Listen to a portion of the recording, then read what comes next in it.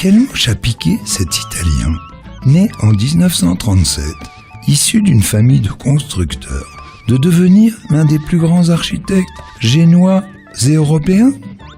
Renzo Piano, associé à Richard Rogers, ont créé le Centre Pompidou sur une idée du président du même nom, portée par une vision 68arde et généreuse, consistant à supprimer les barrières entre les arts.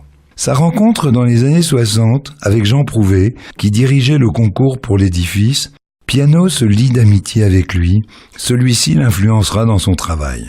Pendant 20 ans, il collabore avec Peter Rice, avec qui il fondera l'atelier Piano & Rice, opérationnel de 1977 à 1980.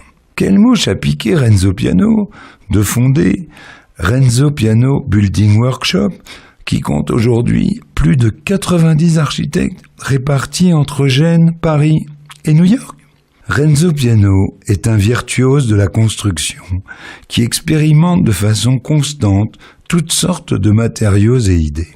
Sa séparation avec Richard Rogers vient du désir de celui-ci de rester dans une théorie esthétique plus raide, alors que Piano déborde d'idées et inclut beaucoup plus le paysage dans ses ouvrages.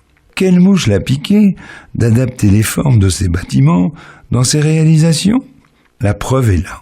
L'aéroport de Kansai au Japon en 1994, la tour du New York Times, le merveilleux centre Jean-Marie Tjibaou de Nouméa ou le Zentrum Paul Klee à Berne. Chacune de ces œuvres se présente comme un mécano géant dont on perçoit le mode de construction. Les mécanismes des ascenseurs et des escalators sont visibles. Quelle mouche a piqué Renzo Piano de construire une énorme quantité de musées à travers le monde?